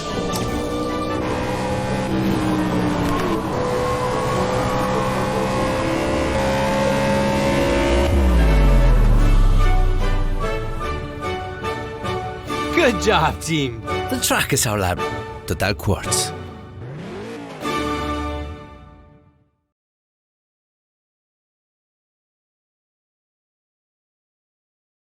With us wherever you're watching round 7 on Car Sales ARG Esport Cup. We're one race down. We've got one race to go, the reverse top 20, and we might have a chat to a guy who's done plenty of laps at Oran Park over the years. His son Braden's behind the wheel tonight, but we've put Gary Wilmington onto the microphone. Hey Gary, good to chat to you. We can see you on the camera there. Oran Park, amazing memories. Can you give me in a snapshot what that place was like and your favourite racing memory? Oh, it's unreal. I loved it. I loved every race I ever had there. It was just a fantastic place to race. What about the big cars when you were wheeling Gossie's old Falcon around and some of those big V8 beasts? Can't have been much fun through those tricky parts around the bridge there. No, it was always good fun. It was great to, you get the right line. That was quite good. All those cars went well around there. It was great. Great track. Loved it. Gary, it's Cameron Vanendungen here, mate. Isn't it amazing? Like Oran Park come back to life through esports. It's just got a resurgence and all these young drivers getting to experience what was a magic place. Oh yeah, it's fantastic. It's great. Like Braden actually gets a chance to race there now. Fantastic. It looks relatively accurate with all the bumps and the off camber corners. Have you had a bit of a chance to bring back memories when you're having a turn if you did? I did have a turn, but I'm not very good at it. I just don't seem to be able to get it. Yeah, but it is quite accurate, though. We've seen the movement of the cars, the way they're tailing in the right spots, just off camber, diving and ducking. It's relatively accurate. Oh, yeah, it's great. It's accurate. It's really accurate. It's just me getting my head around it. That's all. I must be too old for it, I think. Hey, Gary, your young bloke's done a great job since he's been in the S5000 Open Wheeler. We can't wait to see the category back on track. Any chance you're going to have a steer of the mighty S5000? Oh, I'm definitely going to have a drive in it. As soon as I can, I'm going to do a practice in it. Absolutely. Can't wait. Oh, the bloke behind you better watch out for himself there. He might be losing his drive sometime soon. Good to see you guys. There they are, Gary and Braden Wilmington. Thanks for joining us tonight. All the best for racing. Thank you. Let's head to Queensland and have a chat to the reigning Car Sales TCR Australia Series champion, Will Brown, driving car number 1. Hey, a top 10 for you, Swill, in the first race. Nice job. I cannot believe it. It was, I'm pretty happy with that. Hey, little Willie, Cam Vanendungen, 2 weeks ago you were telling me you'd started this whole team, Leanne Brown Racing, and now I look, she's nowhere to be seen. What happened? You lost your major sponsor. The RT's still going. We've got some great drivers in it. We've had a few that we've had to turn down, budget's a bit tight, but we're going pretty good. Hey, the problem is, though, with this reverse top 20, when you finish 10th, you start in virtually the same spot. Not much fun, eh? Yeah, well, that's true, but I've got some fast guys behind me, so I'm sure we can block them and hold them up. We'll see what happens. It's terrible, Will. No blocking. We just want to see you drive fast. Hey, we'll get you ready for the second race. We'll get out of your ear. All the best. Thanks for that. Cheers, guys. There he is, Will Brown, the Toowoomba Tornado. I think someone called him the other day. The reigning Car Sales TCR Australia Series champ will start in the middle of the top 20 on the grid. Where's he going? Is he going on the kart track? He's taking the shortcut to get back to the grid. That's one way to do it. Where's he going? Yeah, I don't think he knows where he's going half the time, to be honest with you. He's a character. There's no doubt about it. Will Brown carries the number 1 because, of course, he is the reigning Car Sales TCR Australia Series champ. Let's straighten up a bit. Race 2, 20 minutes on the clock. Reverse top 20. from the finishing order of the first race. No compulsory pit stop this time around. You have to make the tyres last all the way through this race. Looking forward to this one. We've locked the weather conditions, so we won't be having any change in the conditions. Track temperature is 44 degrees. Ambient is 18.3, to be honest, at the virtual Oran Park circuit, of course. Opened in 1962, closed in 2010. Before it was closed, iRacing went out there and accurately depicted the circuit. And from my memory, I think they were in the country to scan Phillip Island and then heard word that, hey, there's this track that's about to close down. You need to scan that one. And that's what they did. It lives on for us to race on tonight. I hope you picked up your virtual pie and your virtual milk from Camden or Narellan on the way in tonight, Noons. Yeah, I reckon this guy, Jason Barguana, he's a local. He'd know all the places around Oran Park to go. Tony D'Alberto there, locked in, ready to go. He's got the Timken sticker on. He's got the parked up podcast sticker there on the back of the sim. How much has he just lifted his game from the first time he rolled in? He almost looked like he was in a Daytona machine, and now he's got all the kit. He's got the helmet sitting there as well. The ear pods are in. He is getting very serious here, Tony D'Alberto. Yeah, he's looking the part. His result sheet isn't at the moment, though, but I'm sure he's working on that one, trying to work his way a little bit forward on the grid. He's locked in. He's ready to go for this second race. G'day, Tony D'Alberto. There he is, the former DVS champ. He's been on the podium at Bathurst with Fabian Coulthard with the Shell V-Power Racing team. Garth Tander will start from the middle of the pack because of the reverse top 20. Thomas Randall, the ACT Fensfire car, is a simulator businessman these days. Let's have a look at this grid. Get ready to race. On pole position, our star driver, Josh Files, the reigning TCR Europe champ. 45 cars, 20 minutes, Oran Park. What could possibly go wrong? Underway in the second race of round 7, and it's Files who'll lead us down to turn 1, although he won't quite close off the gap as they fire on in the reverse 20. Fast cars in the middle of the pack. Get set for drama at turn 1 and 2. And we've got carnage in the background and a couple of cars straightened up in front, and we've got Randall around. That is half the field being taken out already down into turn 2. Randall was involved right in the middle of the pack. Declan Fraser goes to the lead on Files. Manif's in there. Stephen Johnson as well. Chelsea Angelo. They sort themselves out on this opening lap. There's Manif. He's through to second. Climbing up over the bridge. Watch for the fast drivers. Can they work their way up the order and get to the front in the next, 18 or so, 14 odd minutes? The clock seems to be running at 14. I'm not sure how that all works because I thought this was a 20-minute race. Anyway, we'll race to what we're given. Ash Sutton with drama back in the pack. His little hoodoo of race 2 has struck yet again. I reckon he's got some damage there in the Panther Fuel 116 car. Tander's up to 9th. He's made the big moves as we reel off this first lap at Oran Park. Have a look at this. How tight is it? As down to the inside, Will Brown tries to work a move on Chelsea Angelo. The rear of that Audi's already copped a punch in the boot. They're fighting for 5th and 6th spot. Brown will grab the spot. That's 5th. Up in front, that was Fraser. Off the road, out through the dirt. There he goes. He's out of the running. He was in the lead. He jumps back on the road, but he has cost himself plenty of time. Manif is the new race leader. From Files, Johnson, Will Brown's going like a blur. He's done a great job, Will Brown. Chelsea Angelo staying with him, though. She was worked over down into turn 1, and Will Brown now has a run on Stevie J. Up over the bridge. The track dives away from them into that right-hander. Then you just get into the flow of this middle part of the track. It's single file all the way through here. Then they'll make their way up over the dogleg. And it's about setting that car up for the run down the straight again. Stevie J, we ride on board with, looking back at Will Brown, Chelsea Angelo just behind him, and George Medicki monstering the back of her entry as well. That's the dogleg. And unsettled. That was Files wide. Oh, and he's come back on the road and made contact with Brown. Off the road goes car 1. He'll get going again. There's Tander. He's gone through. Ransley goes through as well. We'll get a total replay and unfold and unpackage what happened there, but I think it was a case of Files dropping off the road, coming back on and making some contact with Will Brown, who ends up off the road. He's back to 10th, virtually where he started from. Yeah, that's unfortunate. Will Brown was looking very good early on in the race and taken out by Files. Let's have a look at the total replay.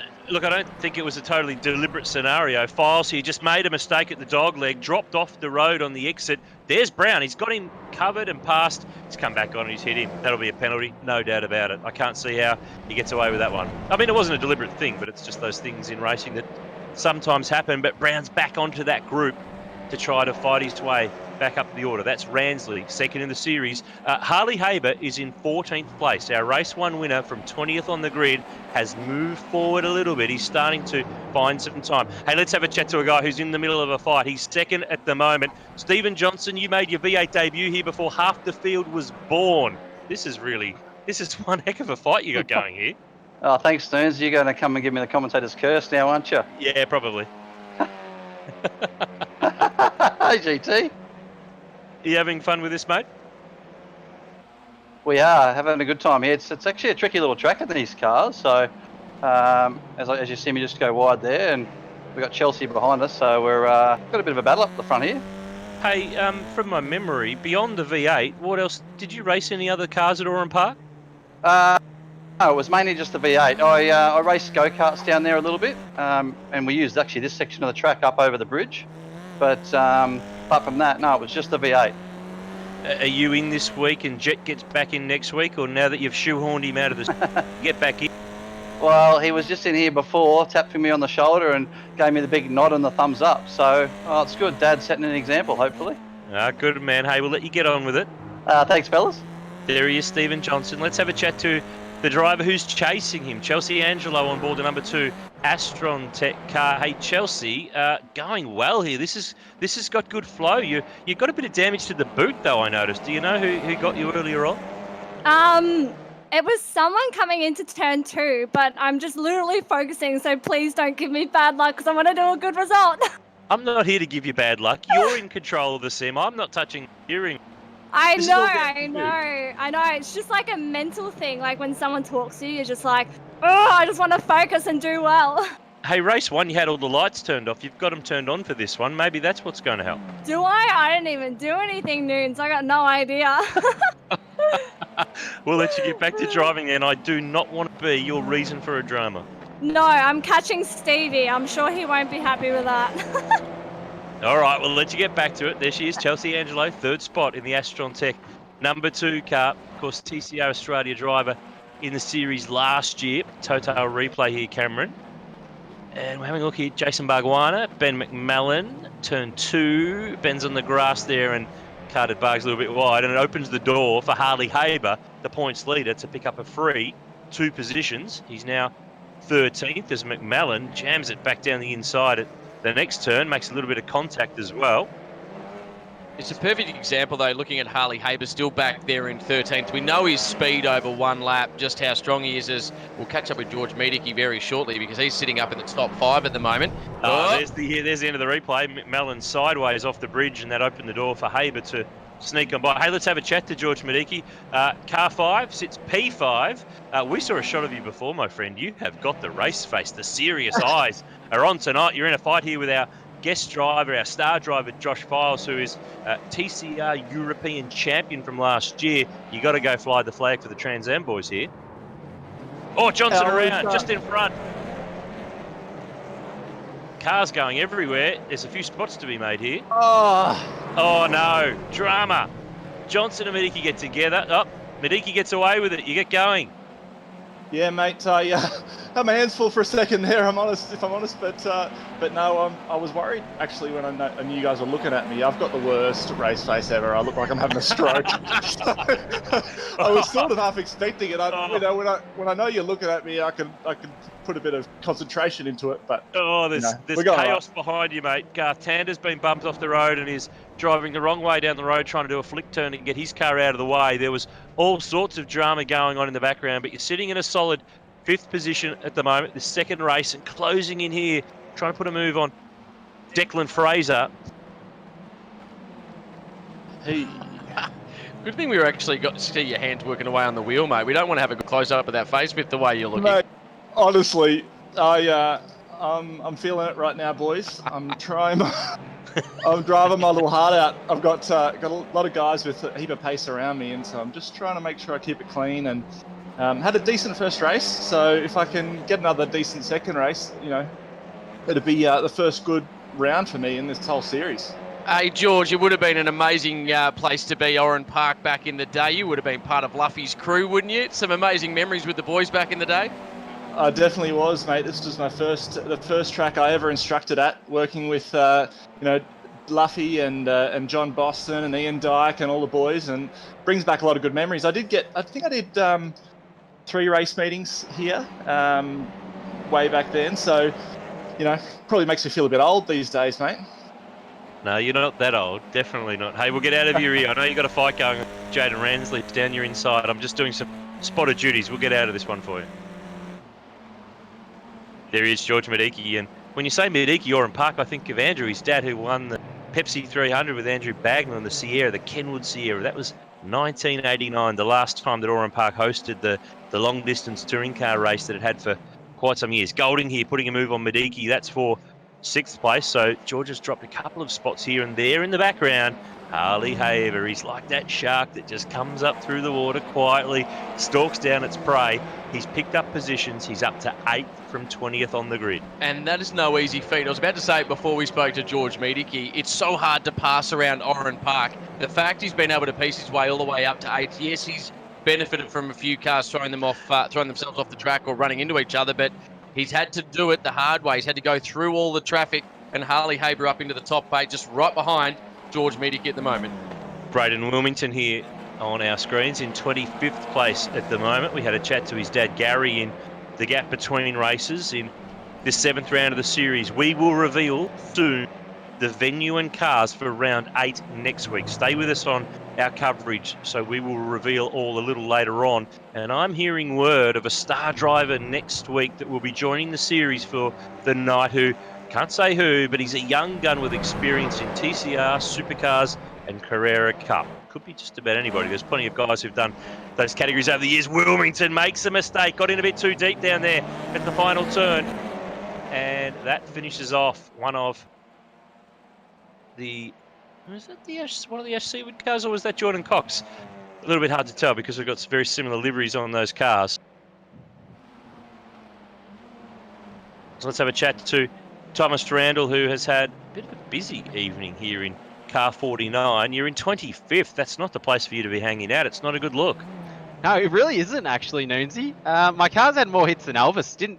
Race 1, we got taken out mid-race from a lap car, and the start of this race, turn 1, got turned around, and yeah, haven't managed to avoid any of the other carnage. And then we got T-boned about 3 laps later. So look, I'm just cruising in about 25th now. So yeah, it's good to pass the time at the minute. Hey Tom, Cam Vanendungen back on the mic with Noonsy, as you call him. I'm allowed back in the booth again this week. Quick one for you, mate. We've seen so many parts of the world evolve. You moved into the sim business as well. Cars are about to be let back out on track at club level and other things. How much do you think sim is going to become a big part of preparation for drivers going forward? I guess you've better business on it, haven't you? Yeah, absolutely. I think, well, it has been a big avenue prior to COVID, but certainly now with everyone investing in their own home simulators and having all these series, I think it's certainly going to be a big thing leading forward. And I think it'd be great to actually keep running these esports series alongside the actual races. Just keep us relevant with the rest of the world. And you know what? It's just gotten worse. Oh no! So my job here is done, Noons. I did exactly what I want. Thank you. I can't believe they allowed. Sorry, Tom. That was a good one. No, we missed it, but we saw the aftermath. I'm sure we'll get a Total replay at some stage down the track. I'm leaving now, chat. Thanks, boys. Have a great one. There he is, Thomas Randall at the wheel of car 49. Good fight here, Cam. P6, James Golding under fire from Will Brown. Only a handful of laps to go in this second race. Tony D'Alberto here trying to put a move on George Mediki. This is for 9th and 10th. Behind them is Aaron Cameron in 11th, who we go almost a whole night without talking to Aaron Cameron, but he pops up somewhere to get a mention. There he is in the background in the Valvoline number 18 car. As we take a look at the very serious and well set up Tony D'Alberto. He's got the sponsor board, he's got the helmet on, Very he's got the polished sponsor helmet. stickers. He's looking the part, and he's got his sim together how he wants it. He was totally running scared for a couple of weeks. He spent a few weeks next to me in the commentary box, and everyone was getting stuck into him that he wasn't getting in behind the wheel and having a run. He had every excuse under the sun. He finally ran out of them, but he's having a good run in this one. He sits in 10th place with just under 2 minutes to go. He's chasing down George Medicki. He's got Aaron Cameron right behind him and Jason Barguana as Delberto sits there looking cool, calm and collected, just adjusting the ear pods at the moment and heading down towards turn 1. Medicki trying to put his nose down the inside here of Declan Fraser. Turn 1, got it done. Delberto trying to dive on in, but was a bit too deep in there. He's got some control and gets it rolling again under the bridge. Lachlan Menif is still our leader, 4.4 seconds clear of our star driver, Josh Files. Chelsea Angelo doing a ripping job. The Astron Tech number 2 car, there she is in a very comfortable 3rd place. Bransley's 4th, Haber is 5th from 20th on the grid. Our race 1 winner has worked his way forward as we have a good close look here at Chelsea Angelo. She was stressing before that the pressure was getting a bit too much, the concentration, people talking to her, but she has strung together a really nice race in this one. 48 seconds on the clock, not much time left to go. She's on target for her best finish in this year's Car Sales ARG Esport Cup. Last lap now at Oran Park. So Lachlan Menif, Josh Files, then Chelsea Angelo. It's relatively close, this one at the moment. Jaden Ramsley still in a sniff for a podium, and Harley Haber from 20th all the way up into P5 at the moment on the last lap. So he's done an outstanding job. Mike Sinclair there in the black, white and blue Car Sales car. Reminds me very much of the Car Sales livery on Todd Kelly's Nissan Altima supercars a few years ago. We're on the closing stages now as Angelo approaches this slower car, but Lachlan Menif's done a really nice job. We haven't seen much of the Formula 4 driver. He is another of our wild cards who is going to get home to win a race. They raced in a wild card race the evening before. Top 3 worked their way into the field for the Car Sales ARG Esport Cup as Chelsea puts a move here on Mike Sinclair to get by. Here's Lachlan Menif in the 114 car. We haven't seen much of him at all. He got through that opening drama in the first few corners, came out in front and will bring it on home. Lachlan Menif is the winner. Race 2, round 7 of the Car Sales ARG Esport Cup at Oran Park. Josh Files, our star driver, is home in 2nd spot. Angelo, hang on a second. What's happened here? She was on target for 3rd and has limped to the line. Oh, and there's drama after the race there. She's crossed the line in 5th. Did she run out of juice like Golding did in race 1? What's going on there? That was drama.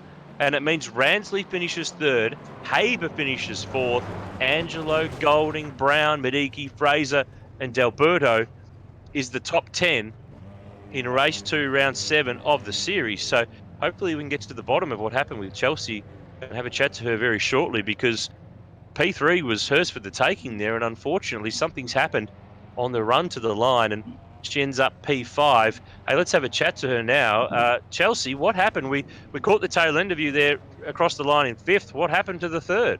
Yeah, so I was passing a lap car coming into the last couple of quarters, and then coming into the very last corner, I fuel surged. I ran out of fuel, hence why I ended up 5th. So whose fault was it to not put enough juice in the tank? Not my fault. I mean, the guys said that the whole tank will last the race, so maybe I was just, higher up in the gear in certain corners, but other than that, it was still a good result, so I'm pretty happy with it. That's your best result of the season. You should be thrilled. You did a great job tonight. We're sorry that you ran out of fuel there at the end, but a bit less of that right foot maybe next week. Yeah, I know. I think if I hadn't have made that mistake and had enough fuel in it, I probably would have got picked through, but never mind. We'll hopefully do it again next week. We will make sure that you're with us for round 8 of the series. Get yourself ready for next week. Get some testing in and we'll chat to you then. Yes, I will. Thanks, Noons. There she is, Chelsea Angelo, P5 in the Astron Tech number 2 car tonight. Let's have a chat to our race winner, Lachlan Menif. Hey, young Ford star. Hey, we've got to stop letting you wildcards in because you are coming in and doing the business. Well done, mate. 3.6 seconds the margin back to Josh Files. What year were you born? I'm December 2002. So Oran Park was closed when you were 8. Wow. That's correct. I feel old. Hey, you know your way around this track though. How many laps were you doing during this place? Yeah, I've being not here anymore and being on the iRacing service, it's awesome to do a few laps here and kind of relive a bit of history. My dad and Pop race trucks here, and to take a win here in this field of drivers who I've looked up to growing up is awesome. I can't believe it. Now you said trucks, didn't you? Super trucks were massive at Oran Park in the 90s.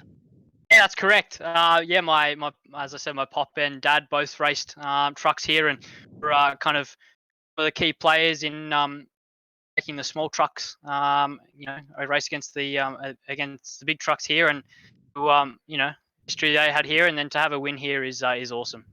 Good job, mate. Great to have you with us in the CarSars ARG Esport Cup. You're a guy who's going places in the sport and clocking up some virtual trophies is handy as well.